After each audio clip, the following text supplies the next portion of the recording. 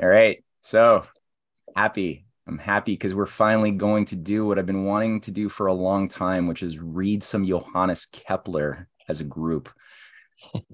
And I don't know if we're necessarily going to read too much Kepler today per se, but I thought, well, there's two things. I sent out the links in the invitation email where everyone could download the entirety of book 1 to 5 of the Harmonies of the World. Did everyone Yeah. was able to download those books? Okay, cool. Have people had a chance to look at any of the content thus far, or not really so No. much? Okay. Yeah, I got to page 4. Okay. All right. Okay, I got a couple of people in the waiting room I'm gonna let in. Um, okay. So I have worked through Kepler with groups Sorry, of Matt. people. Is it Oh, book? that's the book, John. Wow, he's got a real hard copy. Yeah, like that one right here. Yours is Oh, shinier than mine, though. okay. Yeah. So this is something I've worked on with groups of people over the years. Um, However, in the past, it's typically been in physical groups. Pascal has been involved with this as well. In an office setting where people have a whiteboard, compasses, rulers, paper, and usually it's a little bit more of an interactive type of hands-on workshop experience. And the good thing about Zoom is it allows all of us here at different parts of the world to communicate over space and time and break the rules of distance. But at the same time, the setback is we don't get that hands-on experience. What I would advise would be, since this is going to be probably 6, 7 weeks of reading, going through specifically book 4 of Kepler's Harmonies, I would suggest that people do invest in a good quality compass, and a ruler is a ruler, a flat edge, because in between the reading sessions, I'm going to ask people to do certain things involving I'll give. I prepared a few slides for in a PowerPoint, which will give you a taste of the sorts of things I'm going to ask people to do, which will help. I think uh, skip some steps because we're not going to read book 1 to 3 necessarily. That's a multi-month process if we were going to read the whole thing.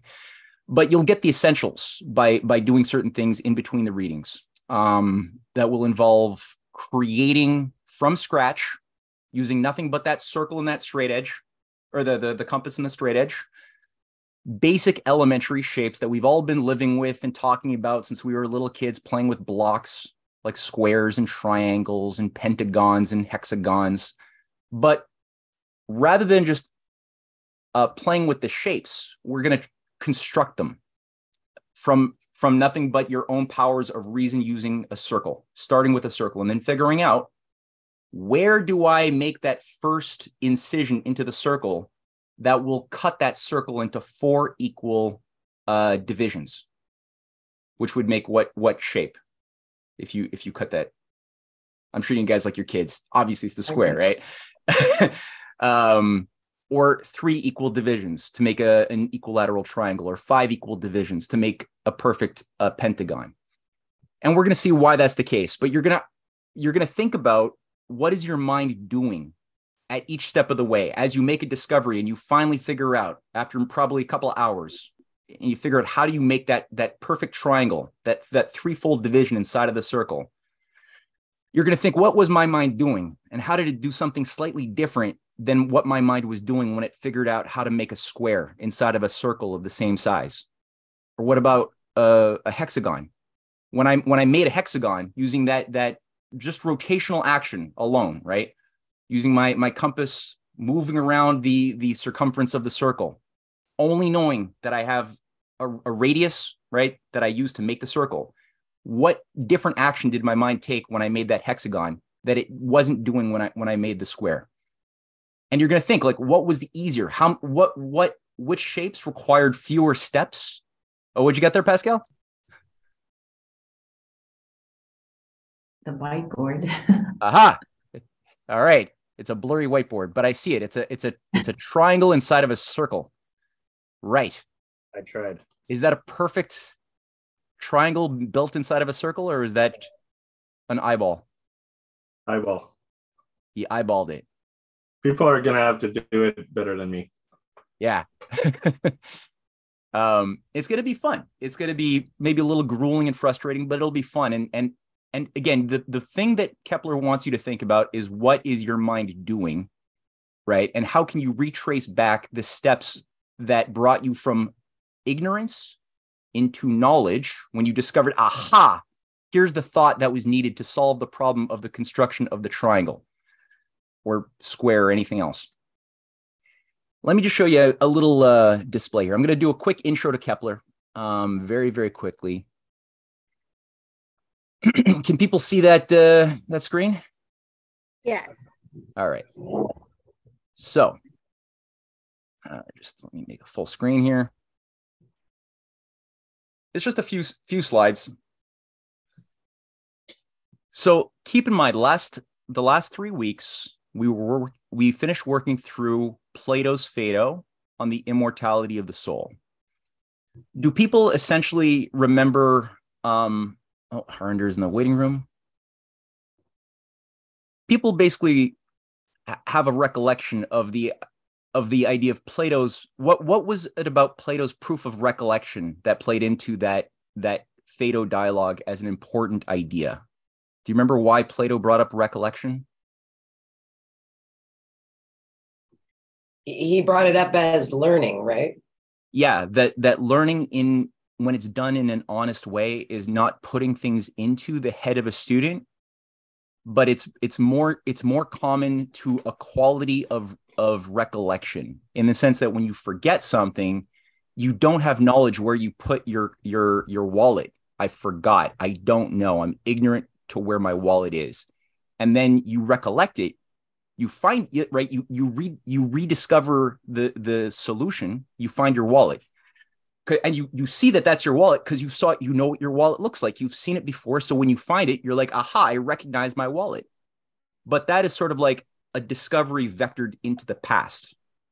And Plato is sort of, or Socrates is inverting it and making the point that a true teacher is asking questions with the faith that the student has a soul and that all truth is contained in degrees. All truth that exists in the universe is contained within the soul. And a good teacher is somebody who has themselves made a discovery and is going to use questions of a certain quality to bring the student to a sense of awe, perplexity, by bumping into where their idea, their hypothesis of a problem, of how to solve a problem, fails, breaks down when pressed onto reality. And just by asking questions, Plato demonstrates in a variety of places throughout his dialogues that we can make a discovery, and we can transform our mind from a state of ignorance into a state of knowledge by making our eureka and discovering that what we were searching for is that discovery. We recognize it. But unlike the wallet, pardon? I think the word education comes from the Latin educere, which means to lead forth or lead out. Educare. Means duce means to lead, and means out. That's beautiful. Or, that's beautiful. Yeah. And that's going to play a big role in Kepler's discovery. Kepler is a devoted Platonist, and we're going to see in his writings his relationship to Plato and Plato's method in a variety of ways.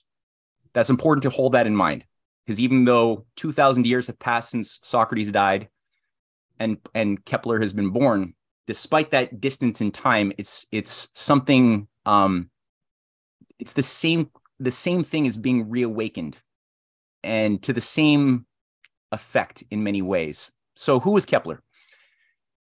Well, as we pointed out here, he was born in 1571. He dies in 1630, right in the middle of the 30 Years' War in Germany. And for people who have looked into a little bit of 17th century German geopolitics, it was hell. Germany lost, in some cases, half of the town population was decimated. I think about a third of Germany's population as a whole was decimated. Kepler's father, as we see here, was a mercenary. That was pretty much the only job you could get, was pretty much a mercenary or a plebe, basically, tilling the soil until you got recruited into an army to go and fight some Venetian-sponsored war a forever war against Catholics or against Protestants. And it was one of these forever war things that was never supposed to end. So that's what Kepler was born into, was a world on fire. There was not a lot of hope in 1630 that there was a bright future. His mother was a healer, herbalist, who was tried for witchcraft, whom he defended successfully against the Inquisition. An interesting point. Took up a lot of his time, but he did it. He was known to be physically weak, and that got him out of a lot of the mercenary expectations that some families might have put on his shoulders. Also, he wasn't really good at doing a lot of manual labor because he was pretty physically weak, but his mind was super strong. And he had some really good influential teachers who put him on the right path. So he found himself becoming very adept at the arts of physics and astronomy and mathematics. He actually was the founder of astronomy, and that's the name of his first official set of discoveries in book format, was the New Astronomy, where he, in a sense, brings forth a science of astrophysics where formerly there had only been astrology, right? And that was all it was astrology. So he created a physics where he's actually looking at an electric hypothesis of the planetary motions of the planets around the sun. And there's this interesting thing in his first book as a quote that I thought was worth just revisiting quickly, where he writes in 1594, at the cusp, little civil wars between Protestants and Catholics have begun breaking out. And in this time, he intervenes by writing to his patron and to the world in the introduction of his book. He's about 23 years old when he writes this. He says, "Would that even now, indeed, there may still be a place for Plato's oracular saying. For when Greece was on fire on all sides with a long civil war," he was consulted about a Delian riddle and was seeking salutary advice to the peoples. At length he replied that according to Apollo's opinion, Greece would be peaceful if the Greeks turned to geometry and other philosophical studies, as these studies would lead their spirits from ambition and from other forms of greed, out of which wars and other evils arise, to the love of peace and to the moderation in all things. And this is a famous story made really popular by Eratosthenes. Do people know the story of the Delian riddle? No. It was brought up by Plato and Eratosthenes, but it's a story of when the people were in a crisis, and they went to an oracle who and were asking, "What do we do? How do we get out of these wars, these civil wars, all of this? There was plagues. Everything was like perfect storm, perfect shitstorm. Like, what do we do?" And the Apollo advises them to double the volume of a temple. They're one of their key temples. And they say, if you do this, you will be able to solve all of the other problems. And the people try and they try and they try and they can't do it. Now, the thing about this temple is the temple is a perfect cube. And so the challenge that was being thrown at them was something that had not been solved until one of Plato's students, actually one of Plato's, not students, collaborators in real time in Plato's lifetime, who Plato worked very carefully with, whose name, Pascal, who's his name? I'm forgetting his name. Who doubles the cube?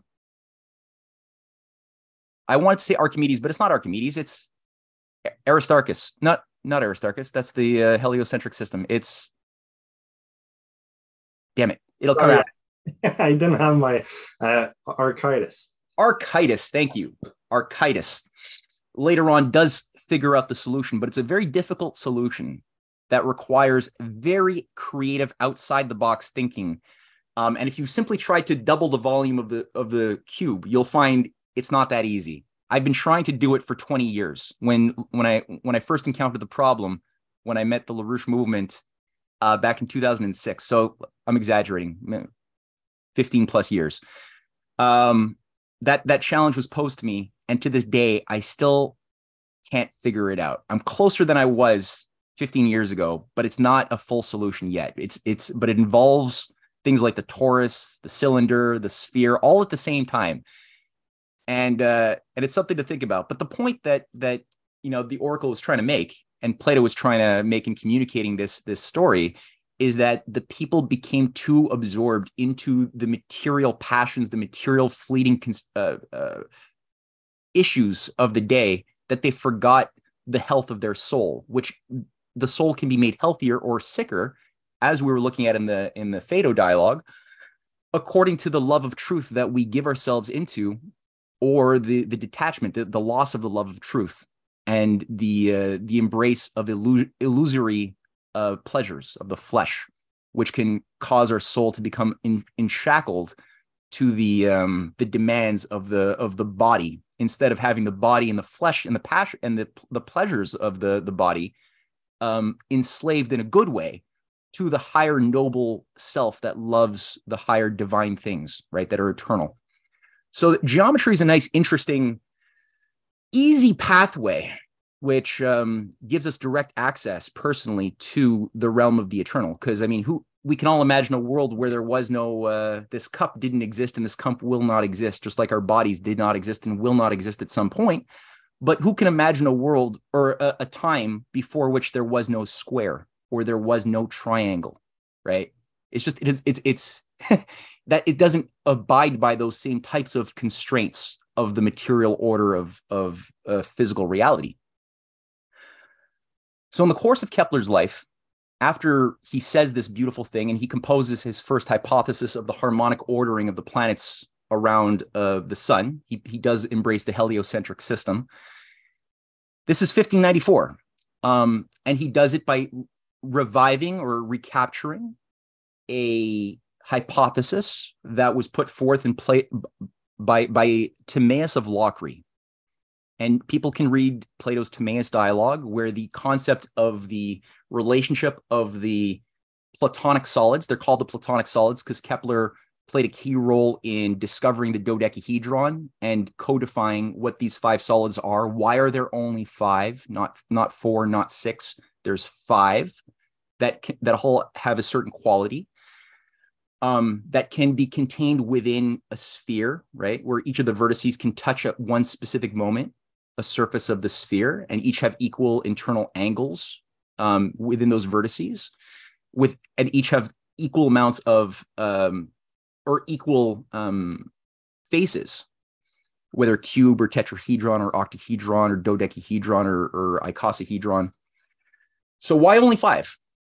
And Kepler had a whole cosmological hypothesis that he challenged future scientists and astronomers to tackle, to see if this is actually true, that there's a harmony as above, so as below, that the harmonic ordering of the spheres of these solids will have some relationship to both music as well as to the space of planets, the space between planets.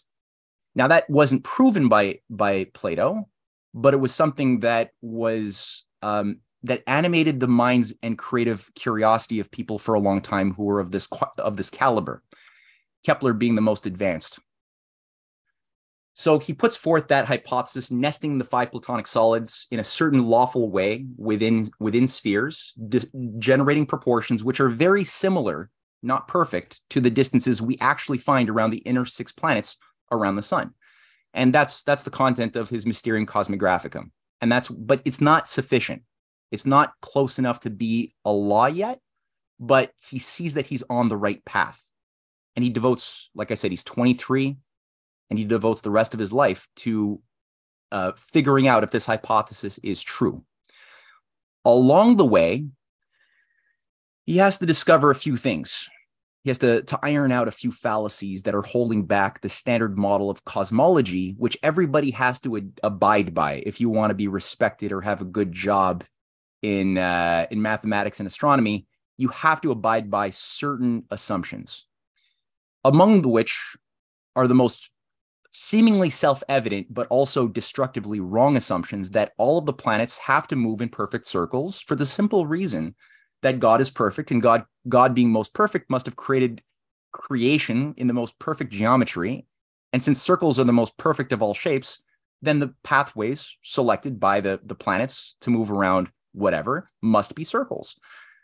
Now that seemed like a very self-evident Aristotelian syllogism, but it was wrong. And it didn't account for things like why you have things like the retrograde motion of Mars every 2 years almost, or the retrograde motion of Jupiter over a longer period of time every 30 years.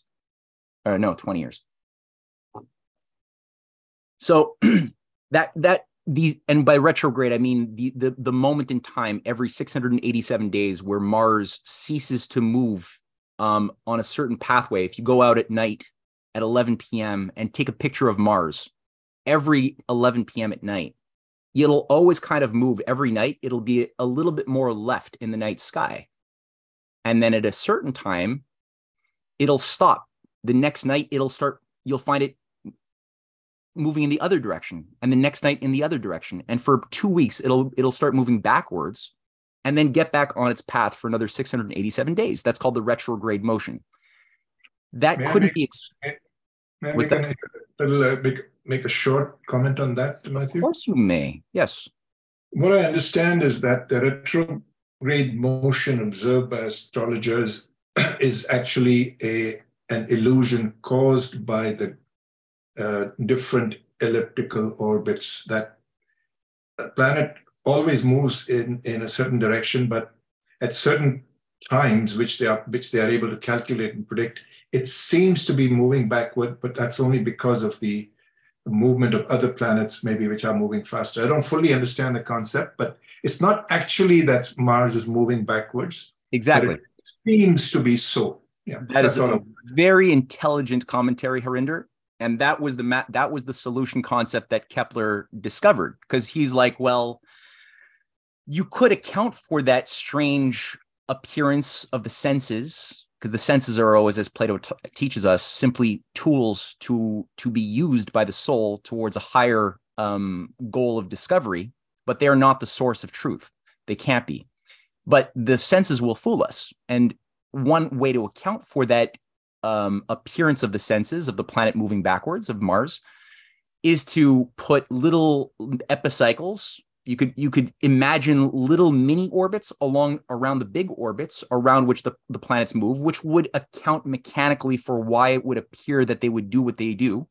Or Kepler, being a much more healthy mind, as you are, Harinder, was able to see, well, actually, the problem is in the very assumption of circles themselves. And he rigorously, throughout his New Astronomy, the first 6 chapters especially, demonstrates that by taking the best data sets that we have access to of somebody who was a very good data collector, Tycho Brahe, a Danish scientist who's a good scientist, but he wasn't a very creative mind. He found that the best data sets were available, but by taking the best data, the standard models that all involve epicycles or equants, little imaginary mathematical points around which the observations would appear to be constant, but these points didn't really exist in the physical world. They were just mathematical creations. You could get very close to a description of what is actually happening, but there's always something you can't account for. There's this unexplainable 7 minutes of inexplainable difference between the models and reality. And this difference is what Kepler zeroed in on by saying, aha, so it can't be circles. There can't be epicycles. It has to be something else. And he zeroed in on the idea of ellipses, as you just pointed out. So maybe the planets are actually moving not as circles with one foci being the center, but rather 2 foci with the sun being at the center of one of the foci, or being in one of the foci. And that would account for the retrograde, which it does. So the first 2 laws are published in the New Astronomy in 1609. And the second law is something he discovers on, I think, chapter 32, 33, regarding his equal area, equal time. So if you have, as this little diagram shows, the planet sweeping out at aphelial, that is the furthest position away from the sun. If it sweeps out a certain area over 6 months, that area will be the same area as that swept out at the planet at perihelion, which is the closest to the helios, to the sun, in the same 6-month period. So the time is the same, The area is the same. It's just that the speed is different and the distance is different. So there's sameness and difference, just like Plato is always getting us to train our mind throughout the dialogues. What is the same? What is different, right? Where's the being? Where's the becoming? Where does the being express itself in the becoming? That's always an important concept. So he's able to prove two laws, but these laws in Kepler's minds are simply means towards the goal of what he set out to do when he was in his 20s, which is to demonstrate the Platonic hypothesis, or the Pythagorean Platonic hypothesis within the Timaeus of the harmonies of the planets. Now, finally, in 1619, the book that we're reading now, he eventually demonstrates his third law, the goal of his life's work. He lives out and sees it through. And that is what is commonly shown to us in high school or university in a very bland way, which is how I'm showing it to you now. This is the very bland, soulless way that they will show you Kepler's third planetary law. The third planetary law, just to see how easily this can kill the soul, the passion of a young student, right? Anybody know what it is? Could they put it into words? His third planetary law? Okay, here's the soul killing explanation. It is the relationship of the planets. Oh, Kwan's got it. Go. Well, I would say that it's a little bit soul killing, but there's a way to say it that it would be a little less soul killing. No, I want the soul killing way. I want the popular way that they always teach it. Okay, let's start with the soul killing. Okay, so the soul killing is that the square of the period of revolution is proportional. And I think that the key word for the soul killing is proportional to the cube of the major semi-axis. Yeah. So very barbaric words. Yes. All right. Now that's a constant that will be found throughout the planetary system. It still is true. We see it with every new satellite we discover around planets. It still holds true. It's even one of the few things in classical physics which is useful in quantum dynamics. Max Planck zeroed in on this as playing a big role in quantum physics. So it's an interesting relationship. But what would be the healthier way of saying it, Kwan? Well, first, I think that you said the key word for the second step. I think because they are three steps to say it. Okay, first the soul killing stuff. The second part, I would say that you said the key word, a constant. Okay, so the second way to say it that would be less soul killing is to say that the ratio between the revolution time of the planet and the distance between the sun and the semi-major axis is a constant. Okay, so when you're speaking of constant, your soul is more excited because you are looking for what I would call the structure of the universe. And the third way to say it that would be less soul killing is that what would be the relation between what we see in appearance and the deeper causality in dynamics that would produce that appearance. Mm-hmm. That would be, I would say, from how you elevate yourself to why. That's nice. That's good. Yeah, I think that is how Kepler was thinking, and that's how he wants us to think. And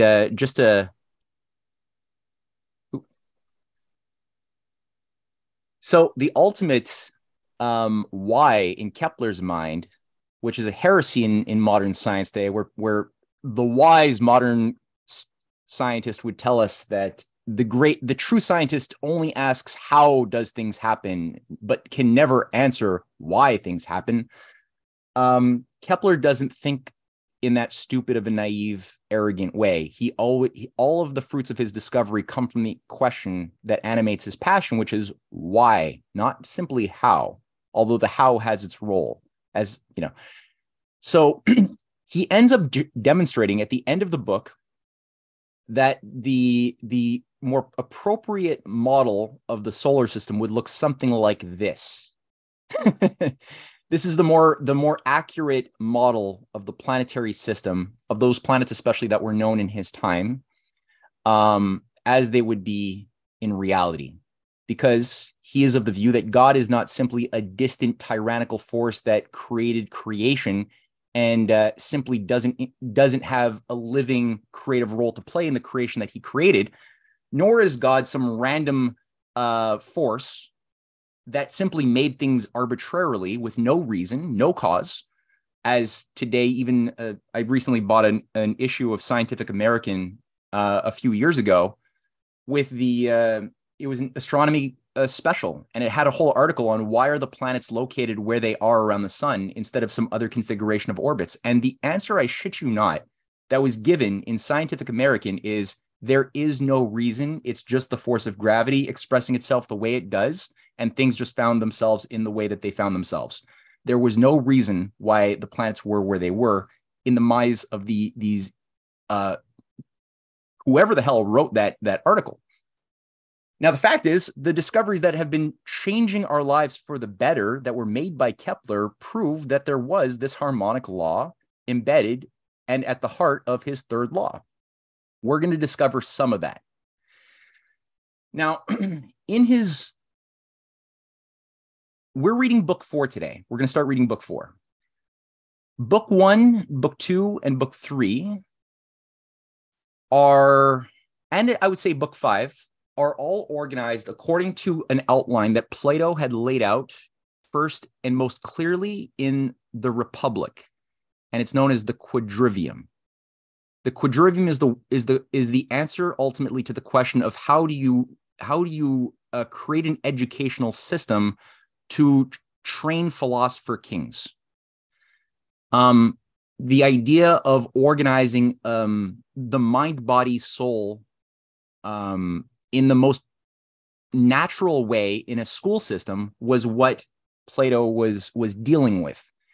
And of course, that involved gymnastics for the physics, the body side of things. It involved harmonics, singing. It involved the study of the relationships of musical harmonies ratio-wise. And there was a concept in ancient Greece that we've lost of the relationship of mathematics originating in harmonics, that the relationships of the musical harmonies is what we find also at the heart of mathematics. And also it involved the study of astronomy, the idea of arithmetic in motion.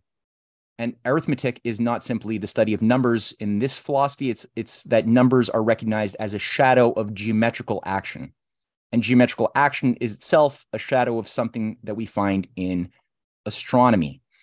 This is where the Pythagoras went to Egypt and studied spherics for that reason, that the Egyptians were looking at spherics and developing that, the study that all stars can be plotted in a sphere, right? A celestial sphere, and within that geometries can be formed. So Kepler sets up his book according to this idea that we have to first know geometry. And even in Plato's Academy, there's that famous banner above the door that says, "Let no one who does not know geometry enter here."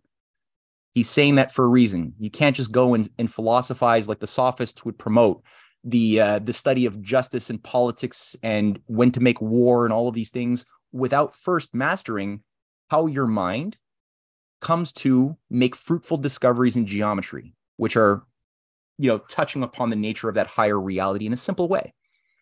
So book 1, book 2 are all dealing, first of all, with understanding how the elementary shapes are created, how we know them, how many steps our mind takes to discover them. In this case, we have a circle. And in short, this is what I'm going to ask people to increasingly do over the coming weeks between readings, is figure out how do you do exactly this? How do you take that circle of a given radius and cut it in half? Exactly half, not almost half, exactly half, using that compass and ruler. And then how do you cut it in exactly 3 cuts, 3 equal divisions, and 4 equal divisions, and 5 and 6, all the way to 12? Take note of what your mind is doing along the way. So which shapes do we find are more and which ones are less knowable? How many steps must the mind take to move from ignorance to knowledge, right?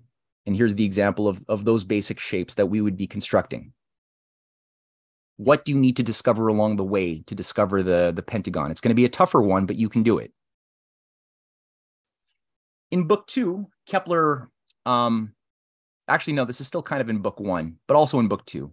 He's looking at tiling. How do you fill space? Once you've discovered what these shapes are, how do you conceptualize the space of 2 dimensions being filled with these various shapes? Obviously, a triangle, very easy to fill up space, leaving no gaps between the triangles.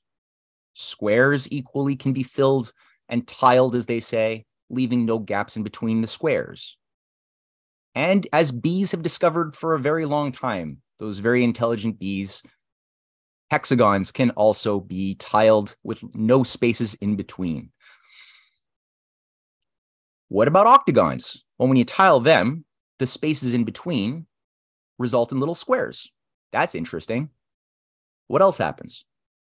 Well, the most interesting of all of the fundamental shapes, the one that Plato used to create the basis for the dodecahedron, which we'll say something about, is the pentagon. And the pentagon, you could tile it. On the left, we see 2 examples of choices of tilings that you could make.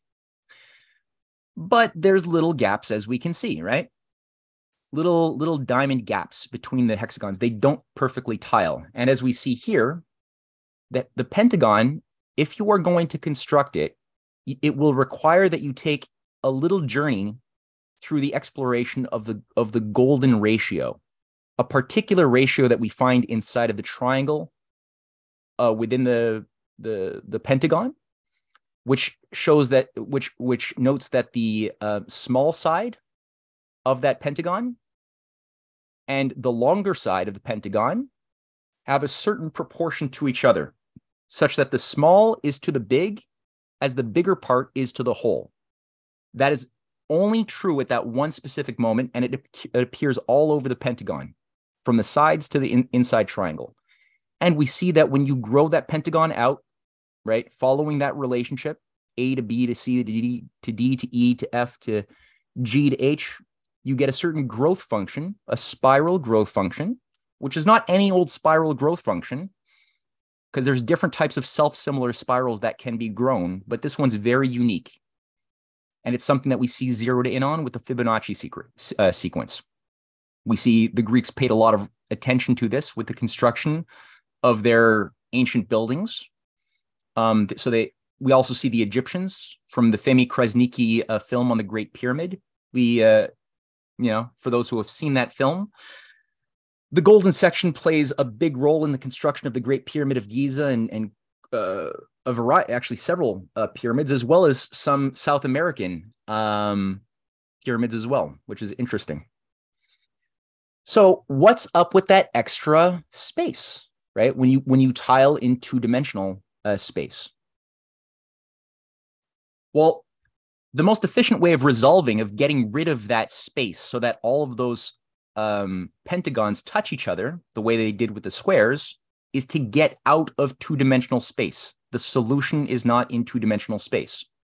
So when you begin to move into 3-dimensional space, you can wrap these 12 pentagons together and note that they close perfectly. And you could put that in, you could nest that into a sphere with all of those 20 vertices touching the surface of the sphere. And that's the dodecahedron that Plato discovered. And inversely, if you wanted to construct all of the Platonic solids, the way Leonardo da Vinci and his teacher Luca Pacioli, the author of The Divine Proportion, whose painting is featured there, where he's working through one of many geometric proofs of the golden section with what appears to be an early blackboard, you will find that you can construct all of the 5 Platonic solids from the pentagon. That's possible. That's actually the most natural way of doing it. But that also involves recognizing that the golden section, a proportion that we find only expressed in living organic matter, we don't tend to find this proportion expressed in the non-living domain, is the essential starting point around which you construct everything else. And this is again something that Kepler studied enormously.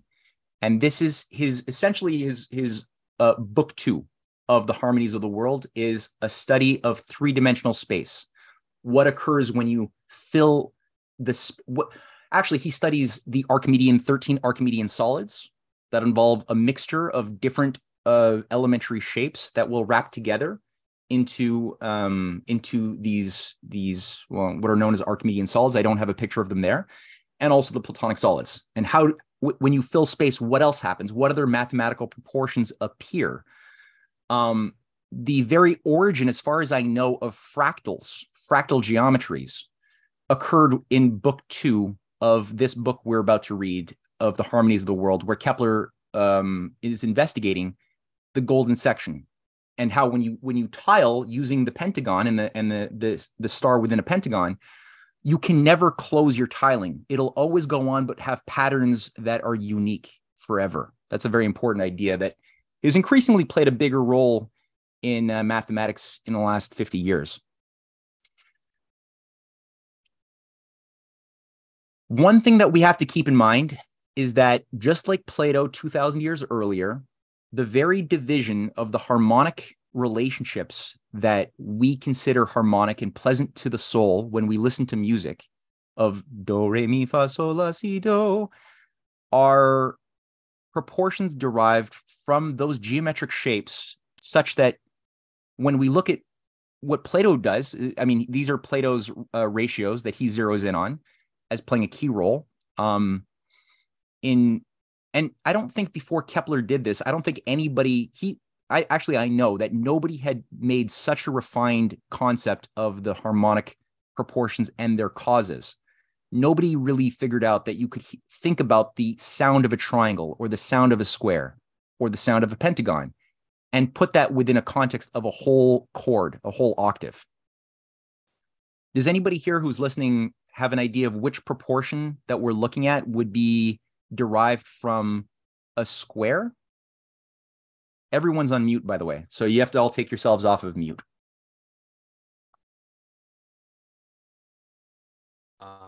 I would immediately go to the octave.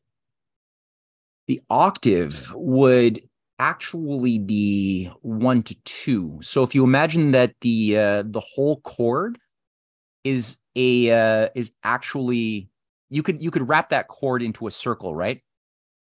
Mm-hmm. So if you were to cut that circle in half, would that make a square? No. Yeah. No. It would make a single line. A Just line diameter. segment. Yeah. So that's the octave. So if the whole circle was like 512 hertz, then that half circle would be 256 hertz, right?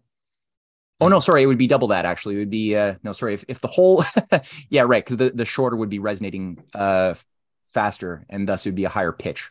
So the short one would be 512 hertz if the whole were 256 hertz. Yeah. But what would be Maybe, the maybe the square would be 3/4. Exactly. It would be 3/4, right? And 1/4 would be, so you'd imagine that line being 1, or that circle being 1, would then be divided by 4, so that, you know, the 1 becomes recognized as divided by 4. So 3 of the parts of the square related to the whole would be 3/4. Which one would be a triangle? It would be the 2/3, right? Correct. That would be good. Yeah, it'll divide into 3. You got it. Yes. So that would be,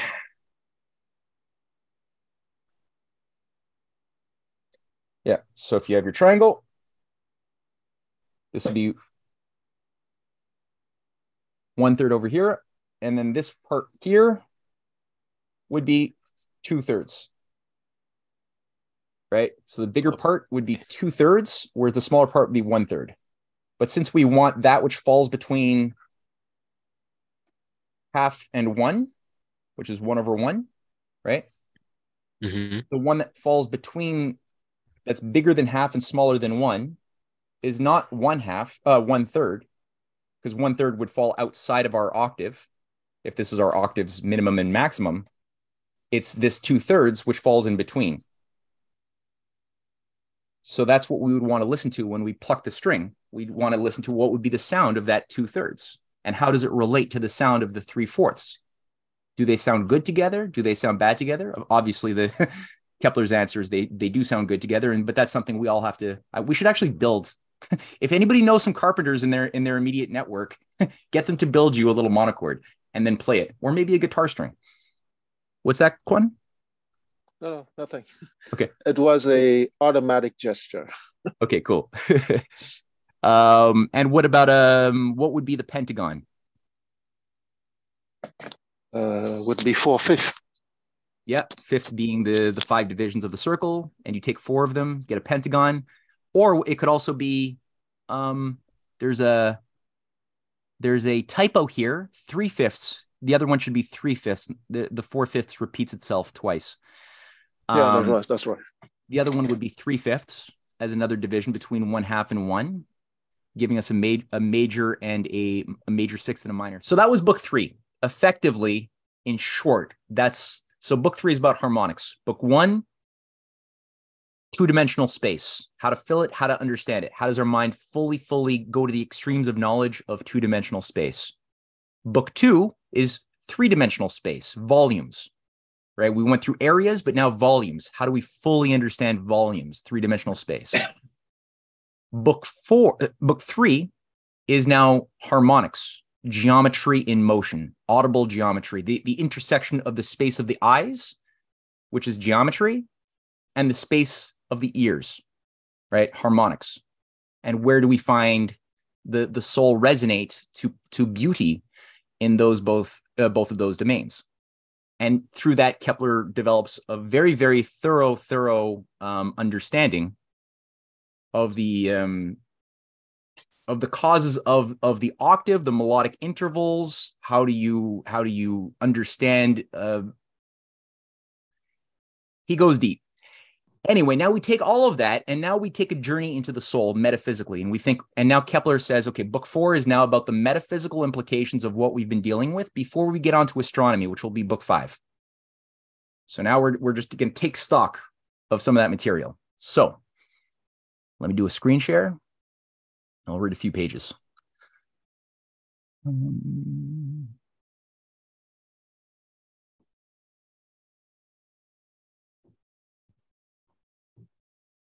Okay.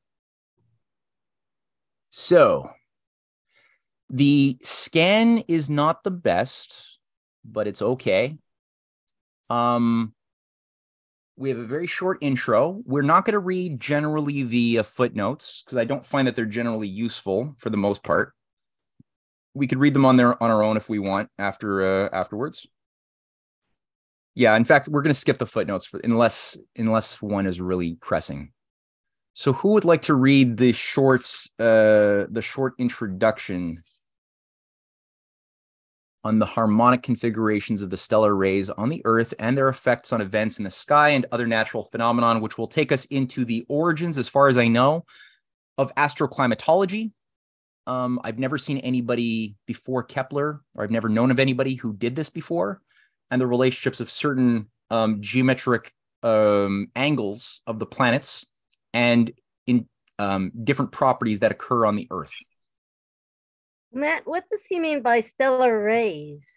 He just means the angles of the angles caused by various planets, both at conjunction, opposition, but also, if you have imagine Mars and Venus at let's say 72 degrees. Well, 72 degrees. Trines or sextiles. Huh? Trines or sextiles, things like that. Yeah, and that there's certain, at 45 degrees, 30 degrees, 60 degrees, 90 degrees, you get the internal angles within those geometric shapes that we've been studying that we just went through in the PowerPoint presentation, and that they will have more interesting relationships we would want to look for in terms of weather or other phenomenon on the Earth feasibly. So what he's basically doing is he's elevating the study of astrology to a higher domain of reason instead of it just being about interpreting the gods mystically. He's infusing reason into a field which is rather unreasonable in his day. Since most of this is way above my head, I may as well read a little bit of it to see if it helps. Sure.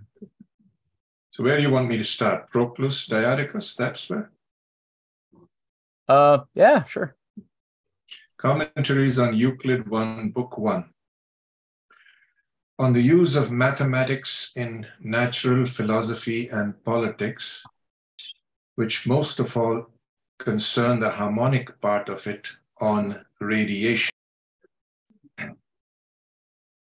It furnishes, well, let's first digest that harmonic part of it on radiation. So is that what you were talking about, the music and the how it affects us or affects space? Or by this he just simply means the radiation. He doesn't mean obviously the way we refer to it. He means that which radiates out from something else.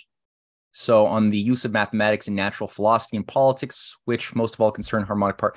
So this is something which is discussed in this ancient Greek book that I've never read by Euclid. So don't worry about it so far. it furnishes everything that is important for the contemplation of nature, declaring the most splendid order of the ratios, according to which the whole of this universe has been constructed, and the analogy of the proportions, which connects together everything in the world, as Timaeus says somewhere, and which restores friendship between things which are in conflict, and relations and mutual affection between those that are vital. And a little later, hence it is also possible to hunt out by logical thinking the appropriate pattern of angles.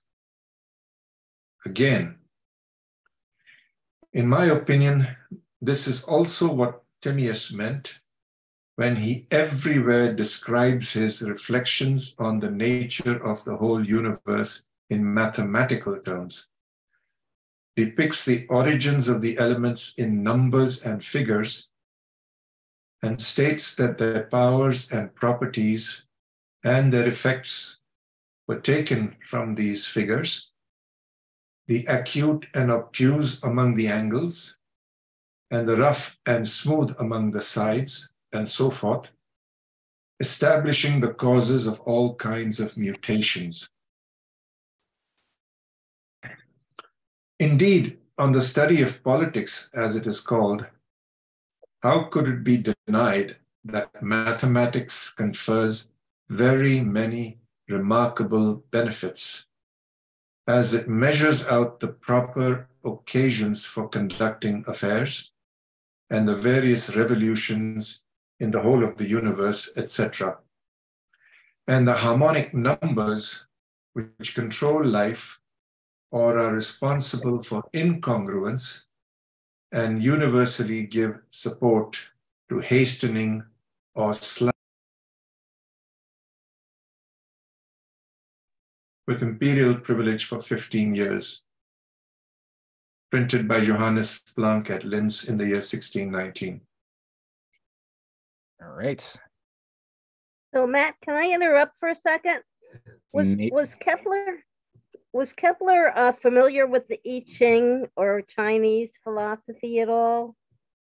He was actually in communication, yes, with Chinese or missionaries in China, and he actually gave a copy of his Harmonies and his Nova. Actually, he gave a copy of pretty much everything he had ever done to the missionaries to bring to the courts of China, who were, yes. So yes, he was to a certain degree familiar, and he definitely provided a lot of astrophysical texts and instruments as well to his friends in China. Yes. Okay, thanks. Michael Billington, who was with EIR, wrote a wonderful long exposition in an issue of 21st Century Science and Technology, published in 1996, on the Kepler-China connection, which is just wonderful. Is that in EIR? No, it's in 21st Century Science and Technology. I don't know how to find. I have a hard copy. I don't know how to find it online. I hope it's online somewhere. Okay, it's called 21st Century of what? Science and Technology. Okay, thanks.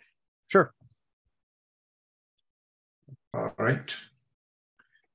Preamble and explanation of the order. We have set out the harmonic proportions considered in the abstract in the first three books, of which the first exhibited the geometrical properties of the individual figures, the second their congruences in combination, and the third developed the harmonic proportions from the figures. It remained for us to apply the harmonies, which we have hitherto described, to the cosmos in three other books, of which the first would attribute the harmonies to God, the creator of the heavens, the second to nature, the director of the differing motions, and the third to man, the controller of his voice, which originates from motion. However, the requirements of stating the arguments have persuaded us not only to reverse the order, starting from human song, passing from that to the works of nature, and thus finally to the work of creation, which was the first and most perfect of all, but also to combine the end of abstract speculation with the beginning of actual harmonies in melody in the same third book. Oh, no. Sorry. Okay.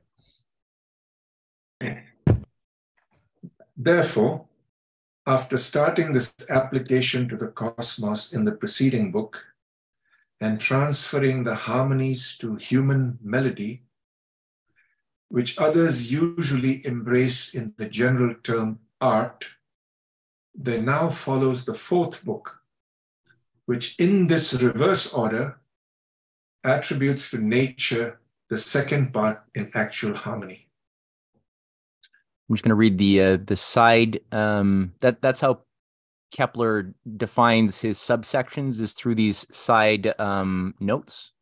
He writes, but Socrates in Plato, as cited by Proclus on Euclid, Book 1, defines a musician as one who progresses from those harmonies which are, in the senses, to the investigation of insensible harmonies and their proportions. Eventually, he turns out as a philosopher, stirred by both kinds of harmony to the contemplation of the true first being and truth itself. Well, maybe that's a longer expression of what was very quickly mentioned in Phaedo, that philosophy is the highest expression of music. Oh, yes. Correct. Explanation of what that might have meant. Okay. Yes. Although indeed I touched on the discussion of the essence of the harmonies here and there in Book 3, nevertheless, with the same intention, I decided that the full treatment of this metaphysical discussion should be reserved for the beginning of this fourth book. For since the philosophers commonly look for harmonies nowhere else but in melody, and since for many people it is an unexpected treat when they are told that sounds are something different from the harmonies which are thought to be in the sounds, something had to be conceded to the weakness of our understanding, and the origin of the harmonies had to be explained by the terms which are commonly known to musicians. The eagerness of the reader had not to be disturbed by the uncomfortable subtlety of metaphysical investigations. But now my intention is furthermore to reveal the harmonies in nature and in the motion of the heavens. Indeed, the common herd of philosophers at the first mention of harmony immediately conceives the singing music of the stars, which can be perceived by the hearing, and along with Cicero's Scipio, stands with its ears pricked to catch so great and so sweet a sound. It is easy for those who are inexperienced in these matters to conclude with Cicero, the dreamer himself, that motions so great cannot rush on in silence. And with the Pythagoreans, according to Aristotle, give an explanation why the sound of the heavens is not heard upon earth. These preconceived opinions are a considerable obstacle to readers who are striving towards the inner secrets of nature, and could frighten off many who have great powers of judgment and are seekers after truth, to such an extent that they would disdain those Pythagorean pipe dreams, scarcely recognized at arm's length, and throw away the book unread. For these reasons, this seemed to me a suitable place to assign to this highly necessary discussion. I was also moved by the example of Ptolemy, when in the first two books of his work on harmony, he had completed the exposition of the harmony which concerns melody, and had already embarked in the third book on his demonstration that all perfect natures participate in the force of harmony.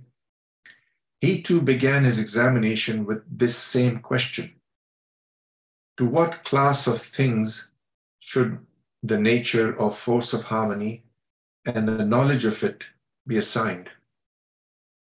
Therefore, although I have relegated examination and judgment of Ptolemy to the appendix of this work of mine, yet for the reasons stated, the reply which it seems ought to be made in accordance with my basic principles to this question of Ptolemy's had to be placed at the start of this fourth book. Nor does that relate only to forearming the reader and avoiding adverse opinions, but also to the fundamental theme of the whole fourth book. Hence, because we are going to state of the harmonies,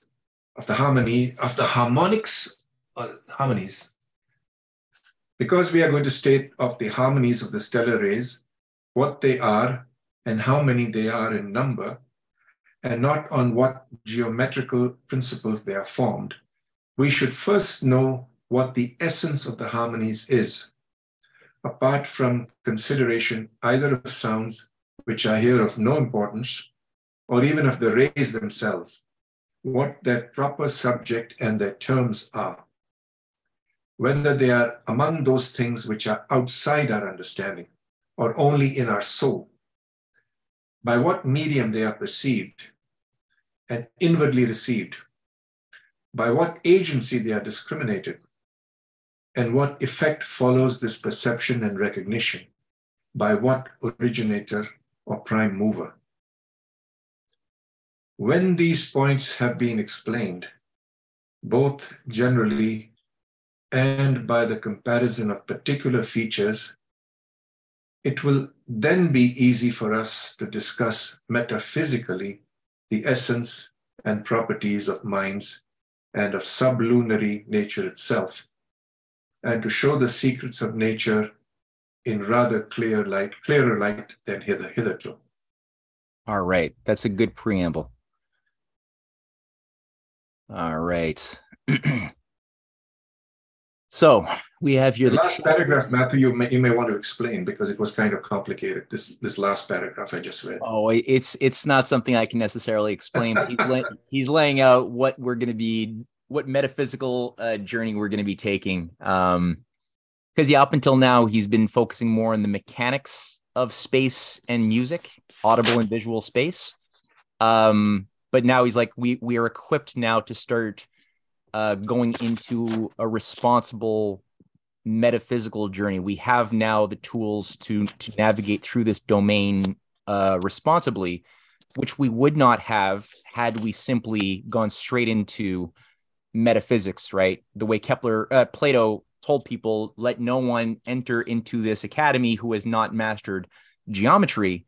He's basically saying, because you're going to be sloppy, you're going to be, you will not have learned how to use the tool of your mind well when you go into something so important as matters of justice and truth. So exercise the muscle and then go into it. So that's sort of what Kepler is basically saying. We've qualified ourselves to go to the next degree of initiation.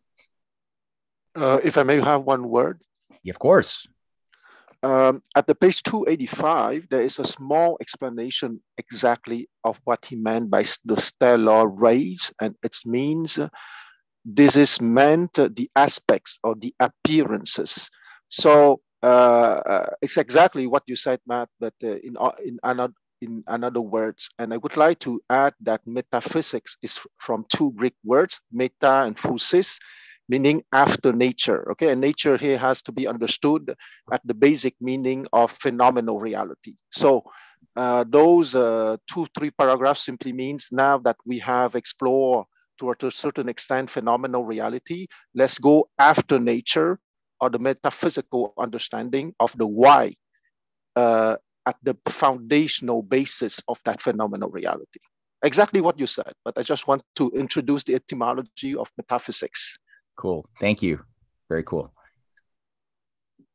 All right. So we have here chapters of book 4. The first one will be on the essence of the harmonic proportions, both sensible and intelligible. Then we're going to read chapter 2 on the number and kind of the faculties of the soul in accordance with the harmonies. Number 3 will be what are the types of things, whether sensible or immaterial, in which the harmonies are expressed, whether by God or by man, and in what way. Chapter 4 will be what distinction there is between the harmonies considered in this 4th book and those considered in the 3rd book. Number 5 will be on the causes of the influential configurations and of their degrees in number and order. Chapter 6 will be what the affinity is between the aspects and the musical consonances in respect of number and its causes. And finally, a beautiful, I love this 7th chapter on the epilogue, which contains a study of the sublunary nature and of the inferior faculties of the soul. It's going to be good. Who wants to be the reader of chapter 1 on the essence of the harmonic proportions, both sensible and intelligible?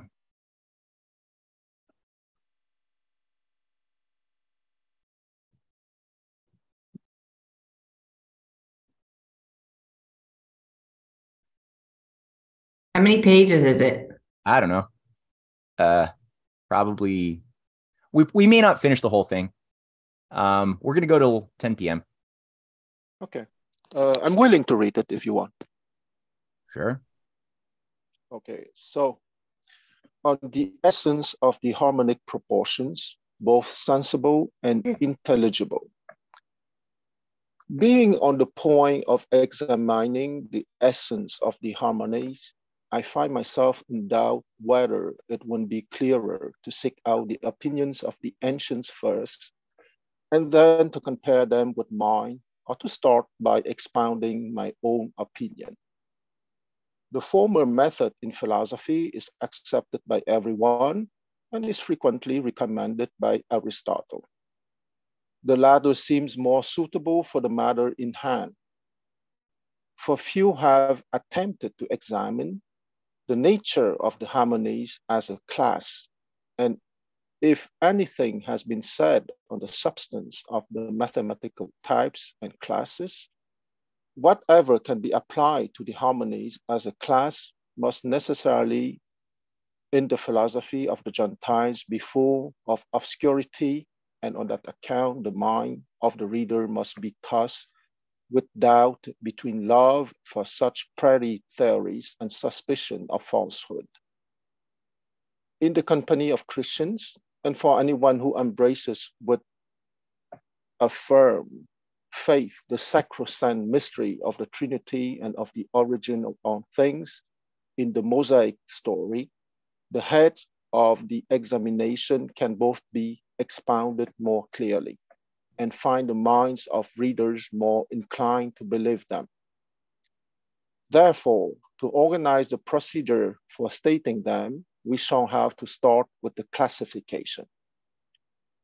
For sensible harmony are things which are analogous to it is one thing, harmony which is apart from and purified of sensible things is another.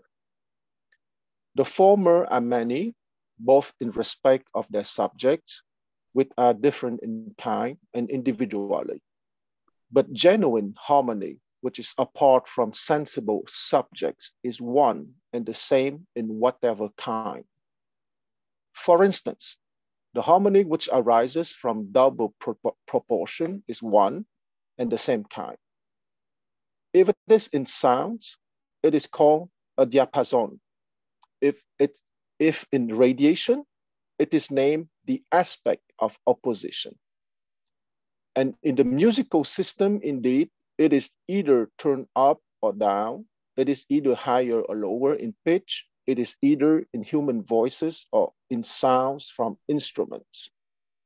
Nor is it less various in the study of the heavens, for it is the same whether it belongs to Saturn and Jupiter or to another couple, whether it is among the signs round the equinoxes or those near the solstices. On each kind of harmony, therefore, the question is, what is their basis? Each in its own right, whether that basis is in themselves or in other things.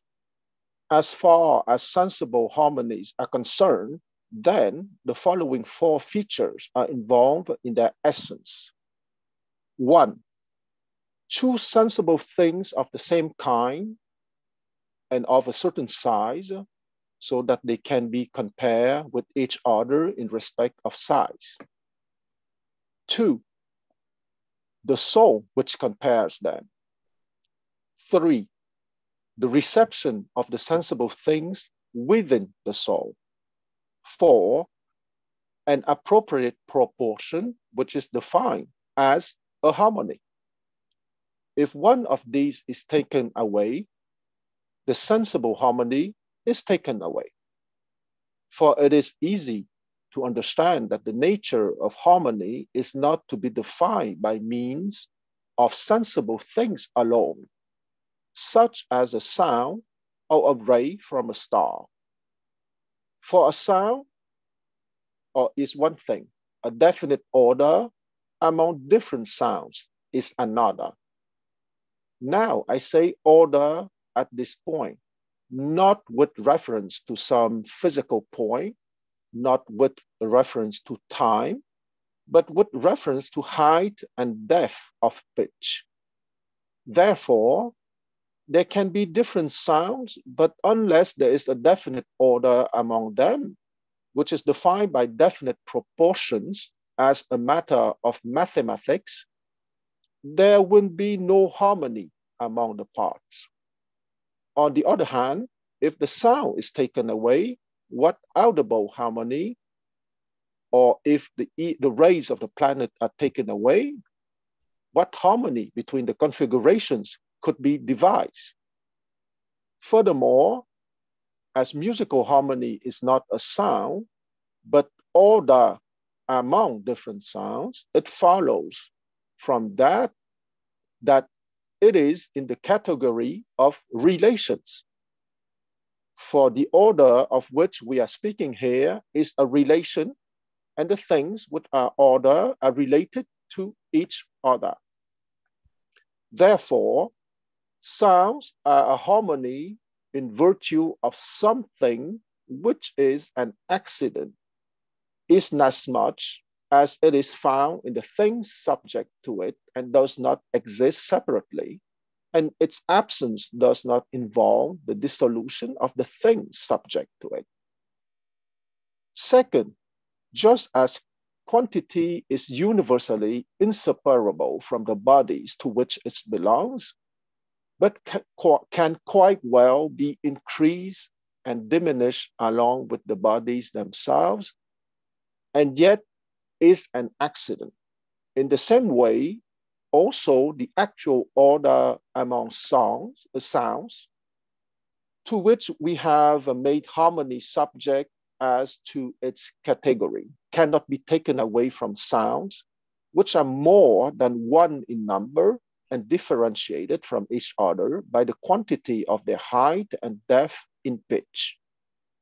For either they would cease to be more than one, or if they are more than one, there will be an order among them in respect of excess and deficiency, a changeable order indeed, if one of the things would are related by being subject to its changes. Therefore, order goes hand in hand with quantities and in the same species as number. Third, just as number is, it is defined as being a multiplicity assembled from units, in which Aristotle recognizes something analogous to matter. That is to say, its unique units and something formal, the conception in the mind, which recognizes one multiplicity of those individual units in whatever respect it may be separated from the rest.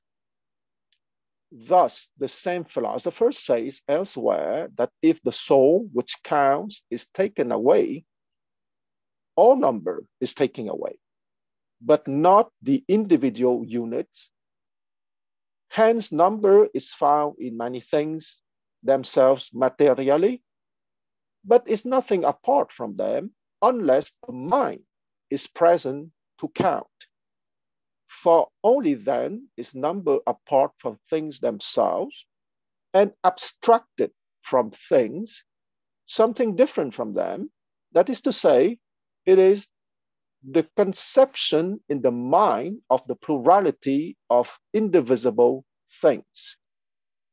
In the same way, also the actual order of sounds and of other sensible things with which we are here dealing is nothing other than several sounds, unless mind is present, comparing with each other sounds which are different in pitch, and in general, every relation is nothing without mind, apart from the things which it relates, because they do not have the relations which they are said to have, unless the presence of some mind is assumed to relate one to another. Therefore, what is true in general of order and of relation is to be presumed by far the most strongly of harmony, which is based on proportion and on the counting of parts which are equal in quantity. That is to say, for some sensible harmony to exist and for its essence to be possible, there must be, in addition to two sensible terms, a soul as well, which compares them. For if that is taken away, there will indeed be two terms, which are sensible things, but they will not be a single harmony, which is a thing of reason. Now we must also look at the third feature, that is to say, at the reception of external things into the mind and the necessity and manner of it. Of course, a harmony is a single thing. The sensible terms outside the soul are not a single thing and can never be made one except within the soul. However, They cannot be within the soul unless they are received inside it, which it does not need many words to prove from experience. The craftsman of music in parts can indeed meditate on the harmony of two or more voices within his mind, even though he does not receive them into it. But that harmony is not in virtue of that fact sensible, whereas we are speaking of the essence of what is sensible. Yet, what is the nature of that reception? Surely the sounds, to use a rather well-known example to stand for all, persist outside the ears, in the air, and so before the sounds do the motions of the bodies according to the quantity of which the sounds follow. Do they not remain in their bodies? By what means then do they enter? I reply, partly actively, partly passively. Actively, when they give out emanations, when struck, the sounds of their own motions, when they are shining, the rays of their own light and color. And as we say, when we speak of objects moving our senses. So you guys see, he's doing like what Plato is always encouraging us to do, which is to learn how does your soul relate to the information which your five senses are taking in, and are ultimately not the source of truth, but how does your soul use that information in order to pass judgment about the external world that we were created into as we're navigating through it. So rather, treat the senses like tools that we can use better and better and better with more and more understanding. So he's really getting us into that mindset right now. Yeah. Now, moving is acting. On the other hand, they enter passively, not themselves as such, but by their emanations, which must always experience something passively according to what our manner of speaking when they are felt, remember, or compare. And in every way, this very making of two terms into one in the mind, from which the sensible essence of harmony results, is in fact relating and comparing in the case of things taken into conjunction, which is of the same kind as seeing and hearing, in the case of single things, and to that extent less. Certainly all these are experienced passively, but are referred to equivocally with great ambiguity of meaning. But let us establish the degrees of passive experiences. First, to take an example, water is passive if it is very cold and grows warm when fires are applied to it. A second meaning is that moisture is passive when it is actually active. That is to say, in moistening what is dry, because part of it is seized by the pores of what is desiccated and is mixed with it, which is passive. Similarly, water is also passive when it is sipped, for the thirsty person swallows it down and absorbs part of it. But in a third meaning, also water is passive in the swallowing, at least when it is in contact with the tongue, not only because it grows warm from the warmth of the tongue, though itself it also cools the tongue, which is coldness, with its coldness, nor only because a bit of the water sticks on the tongue, but simply because it is touched by the tongue, which is like being very lightly hit or struck or pushed, which causes a local motion of the parts within the whole. Now being moved is passive. Let the fourth meaning be that in which water is said to be passive when it emits a vapor and strikes the nostrils and is perceived by smelling. However, being perceived is passive, and in this case, indeed, it is not passive itself, but its corporeal effluvium is. And by that passive experience, a bit of it is consumed. A fifth degree in which water is understood to be passive is when its noise is heard.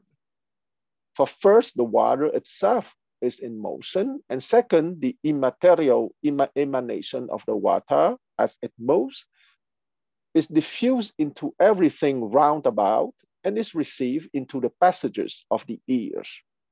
This receiving of a passive experience, not of the water itself, but of its emanation or of its material effusion. And in this reception, something is lost in time in a multiplicity of receptions. For the sound is rather dull if it reaches the ear or the clothes or a great multitude, or if it is given out among falling snow. 6, also when water is seen, it is passive. For when it gives out from its surface, or virtually so, that is from its color, insofar it is colored, rays to the eye, these rays are touched, reflected, refracted, brought to a point and caught by the net-like coating when they are brought there. All these are passive experiences, not of the water itself, but of its immaterial emanation or rays. And those rays in this case lose nothing at their reception, either locally or in time. For when the thing which they touch is removed, they carry on beyond it entirely unimpaired, which sound does not do. 7, after these emanations, and to that extent, the actual body of the water have previously been active in a way on the bodily instrument of the senses. That is to say, they have affected them with their own likeness and have assimilated them to themselves, so that the little membranes of the tongue and skin have perceived its coldness and taste, and the spirits of the nostril its smell, the spirits of the hearing ring with its sound. And those of vision shine with its light.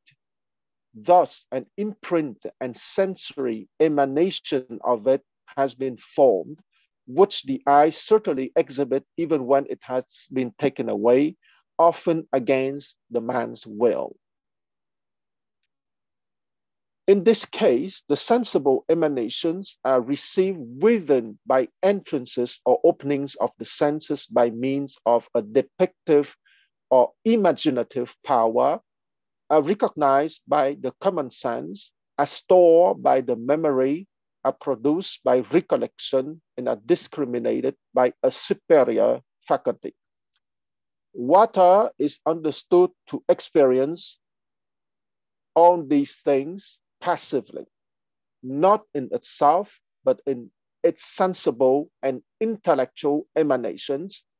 In that case, then even the supreme faculty of the soul, which presides over number and comparisons, constructs and forms for itself from a number of intellectual emanations of thing, a single emanation of relation, order, and comparison, and compares things which exist outside it with each other.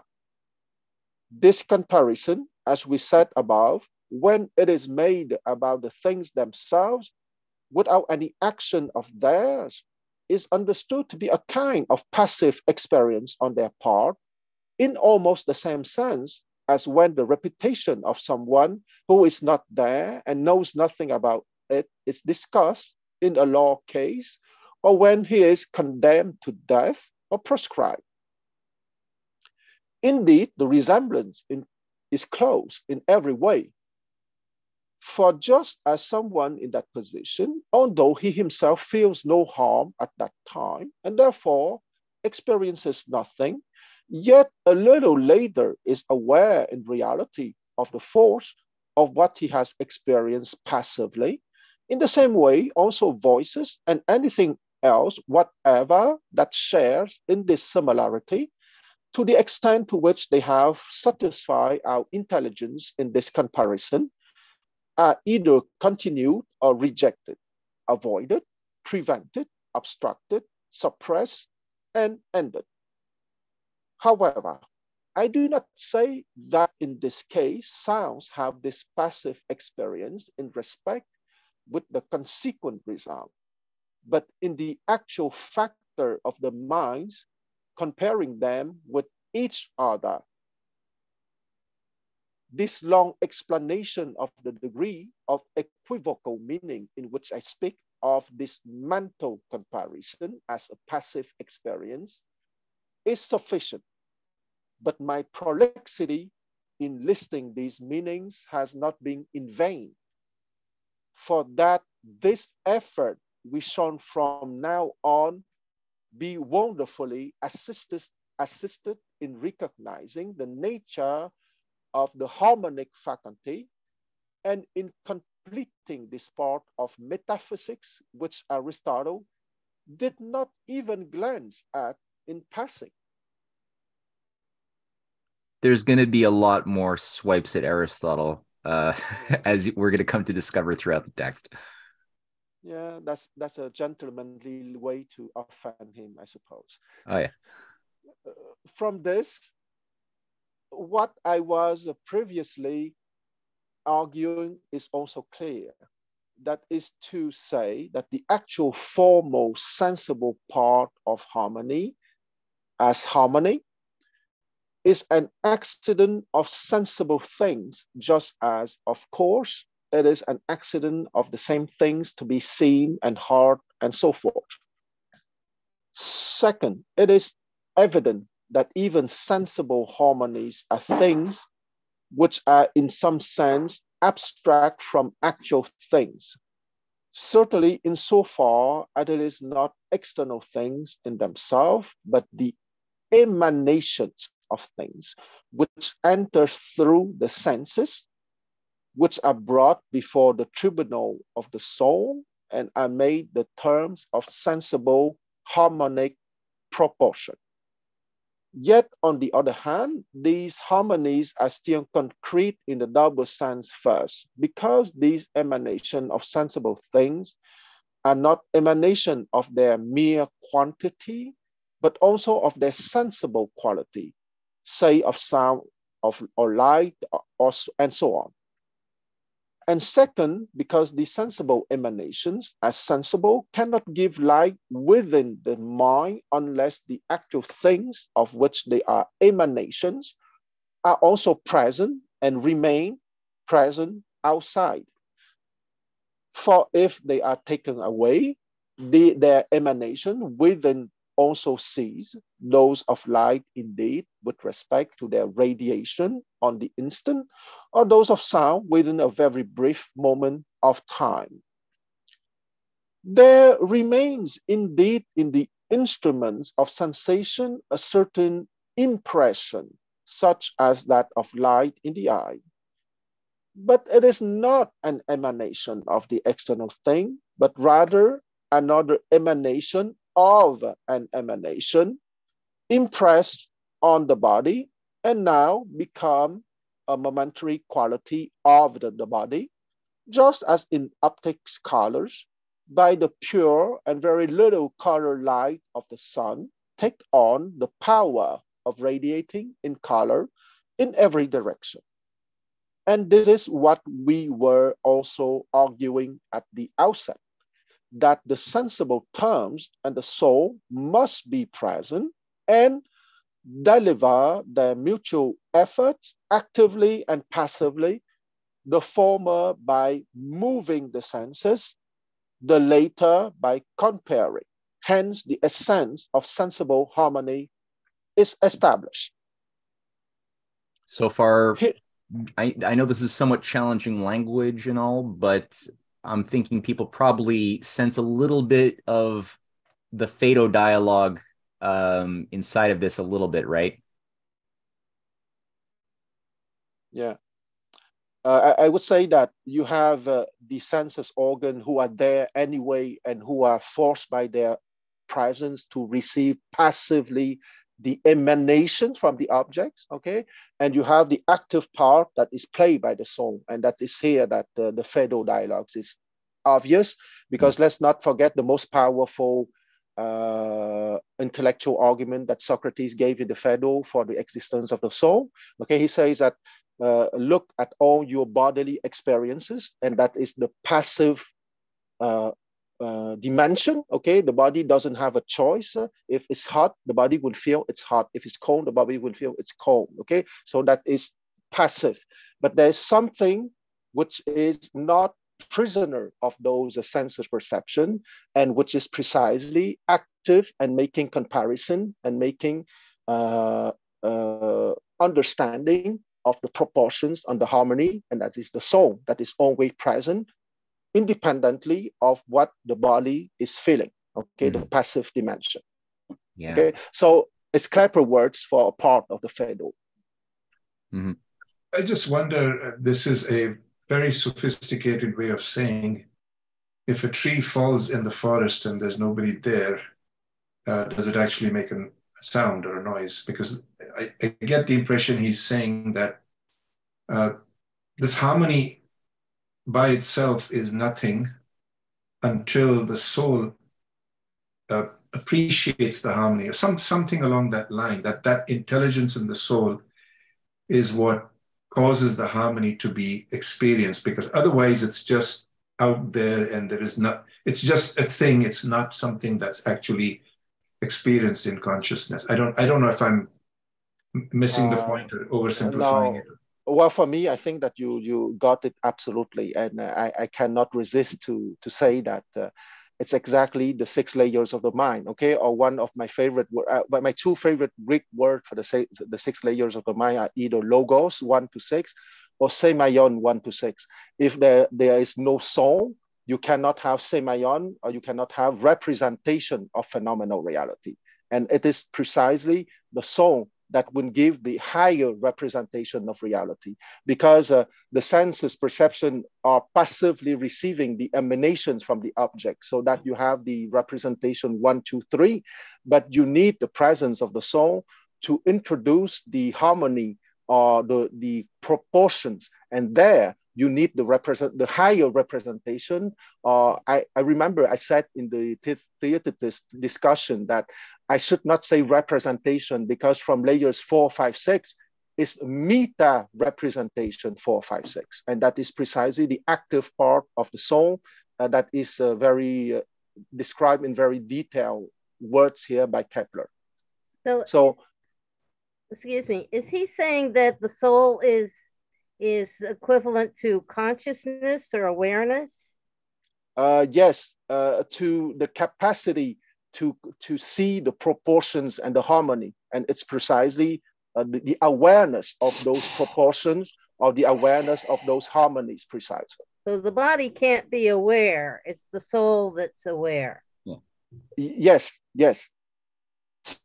In reference to the tree falling in the forest, the mind has to experience it, but the soul has something to do with the mind. It's connected with the mind.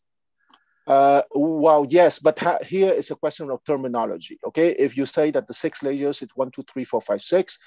The 3 layers, the mind 1, 2, 3. These are the bodily instruments that would receive the emanation from the object, if I use Kepler's vocabulary. Okay, but the mind 4, 5, 6, or the meta semaion, the meta representation, is the active part of the mind. And we know that in English we have special names for the higher part of the mind. We would call them soul, cosmos, and self. Okay, but if I want to put things simple, I would say mind 4, 5, 6, which is the active part.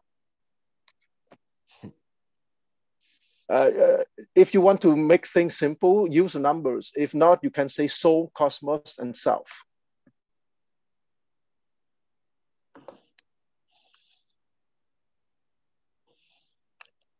Soul, cosmos, and self.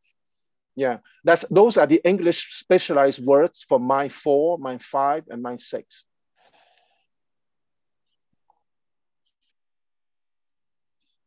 So you're Because saying, oh, sorry, go ahead. So you're saying that self is beyond, is above cosmos? Yes. Well, at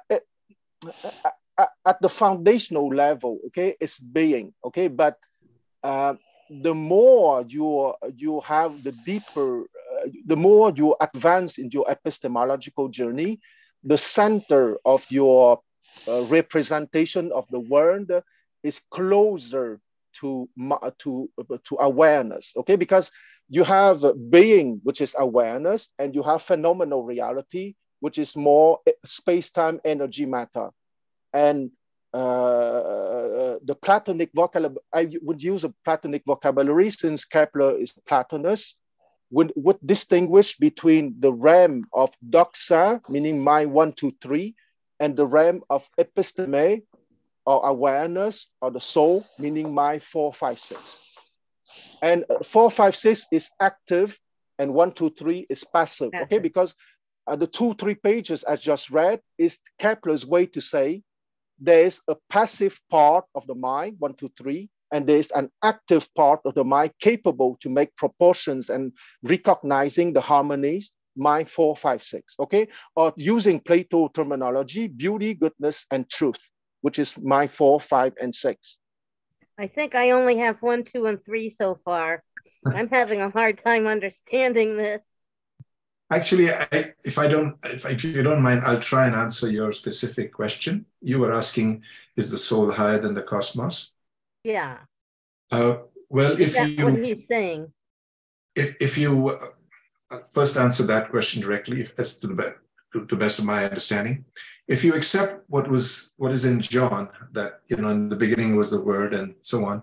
So the soul is generally understood to be a particle of the same level as God, whereas the cosmos is something that was created by the Word. So the cosmos comes after, in my opinion. That's all. Oh, I think that answers your sort of question. Yeah. And then the second part is how the soul experiences the cosmos, and this discussion goes into that, like the mechanism is the body, the senses perceive these things and make relationships between, and pass this information on to the soul, and the soul then makes the comparisons and judgments and finds the harmony or lack of harmony or so on. Okay. Forgive me. Here it's only a question of vocabulary. I should not have introduced so much words to confuse people, okay? Cosmos here is not the physical universe, okay? Cosmos here is a technical word of epistemology corresponding to the aristocratic man, okay? Which is a higher epistemological development than the soul. So if it's too complicated, let's forget the name and just say 1, 2, 3, 4, 5, 6. It would be easier.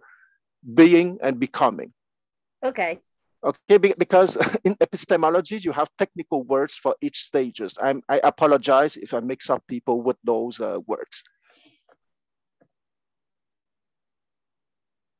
Yeah, I think that no, there's a sort of we have to let go, I think, a little bit of the idea of wanting crystallized full answers, because there's a certain amount of space for ambiguity in some of this, which is good, a healthy ambiguity, which has a solution, obviously. But the idea of being, becoming, that's obviously like two core concepts, the higher reality of being and its relationship to the lower reality of becoming, and how the sounds of the realm of the becoming domain of boundedness in the temporal zone that we all live in, right, and our senses interact with the universe with, is in that becoming domain. We hear sounds, but like Socrates was getting at in the Phaedo, that is not the same thing as harmony, which is more than sound. It's the reason and the ordering principle.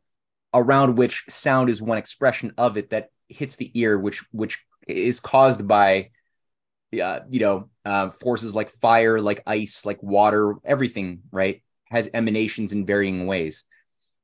So how our mind understands the mechanical domain of the becoming and the higher domain of final causality, which is shaped by the higher divine eternal concepts. That's it's an instinct to zero in on and see how they relate. So he's sort of just tuning our minds, and also keeping in mind his concept of the creator is as a creator, not as an impotent God or a tyrannical God or a rational God. He has a very strong concept of God as a living, creative God who created musically creation to be discovered by, we who are made in his image. That's the Kepler Plato cosmology. So that's always there to keep in mind too. Yep, I agree. Another Just thing keep- I'd like to add is that when Quan led us in the Theaetetus study, I think that was an excellent study to explain like a base for all this other stuff, that like the Phaedo and now this Kepler thing. I would say if you really want to look at the 1, 2, 3, 4, 5, 6. Look at that Theaetetus study that we did. Is that up on the Rising Tide Foundation right now? Everything except for the last final fifth one, which was not recorded, unfortunately. But they're all up on the. Oh, too bad. Yeah, I know. But 1 to 4 is all. Fantastic. Yeah. Well, Helen, that's why we wanted to start with the Theaetetus and after the Phaedo and now the Kepler, because there is a logical and harmony. Okay. There is a harmony between those three, Helen. I thought I just got lucky or something, Got it. Cool. Okay. I just read again the last 4 lines to make it logical. Okay. Sure. So, and this is what we were also arguing at the outset, that the sensible terms and the soul must be present and deliver their mutual efforts. So becoming and being, okay, their mutual efforts actively and passively, the former by moving the senses, the latter by comparing. Hence, the essence of sensible harmony is established. Here, someone may object that the soul in comparing does not make the appropriate proportion, but discovers it. This was the 4th and foremost basic element of harmony above. Therefore, it seems that the soul can be absent without loss of the essence of harmony. Aha, I like that. So then revisit the question of the tree falling. Does it make a sound? Kepler kind of answered that in a certain way. Right? Absolutely. Meaning that even if there is no sensible being capable of having the representation, the harmony is still there. Right. Which is the basis of Socrates' proof of the immortality of the soul as well.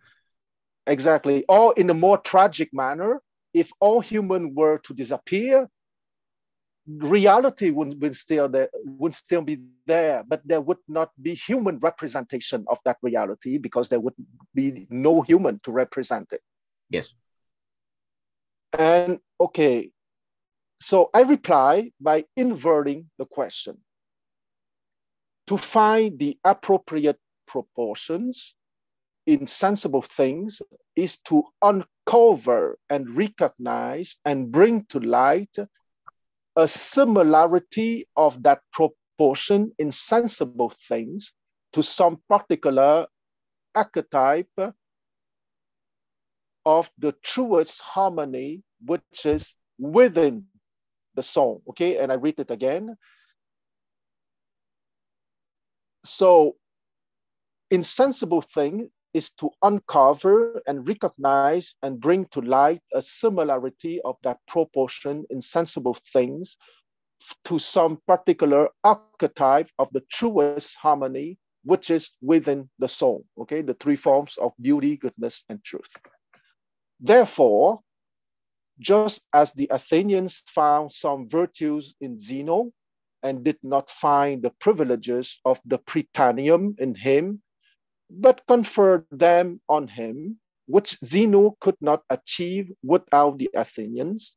So the soul finds order and proportion in the sounds and rays, although it does not find even that outside, but in fact the terms as stated, but makes this proportion harmonic itself by comparison with its archetype, okay, the three archetypes of beauty, goodness, and truth.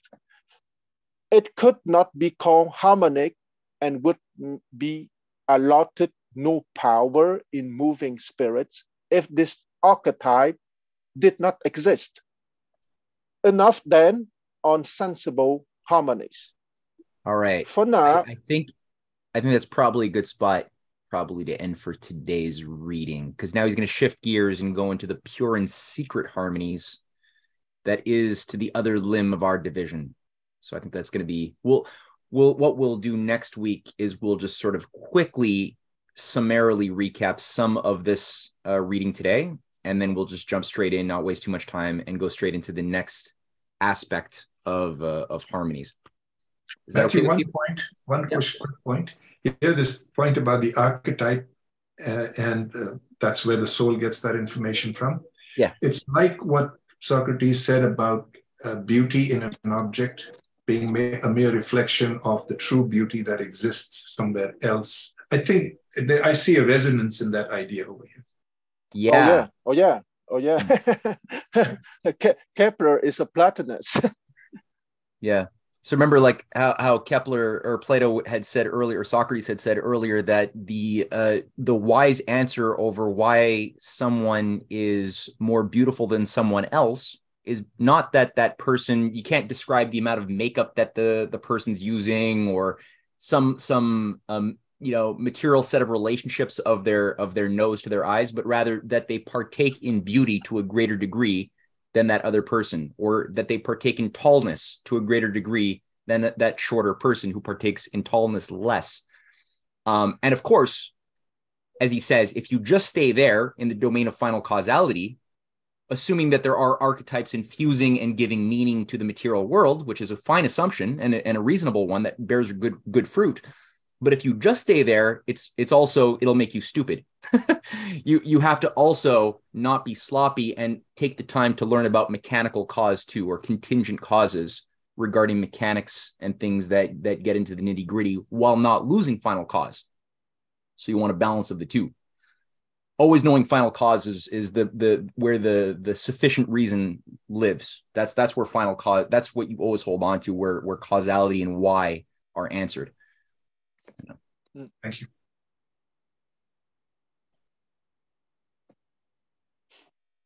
Sweet. So yeah, this was a good intro. Did anybody have any thought? I do have to run to a 10 o'clock, unfortunately. So the type of philosophical dialogue that might have been desired by some here, I'm so sorry that I can't be on for that, but we'll have to end it for today. Who wants to do a very quick recap next Wednesday before we read? It could be so quick. I'll do it. Who said that? It was Hassan. Oh, the talking watch. All right, cool. Yeah. All right, Hassan. That's right. The talking Thanks, man. watch. Okay, cool. Happy to. Okay, bye, guys. All right. Thank you, everybody. Bye.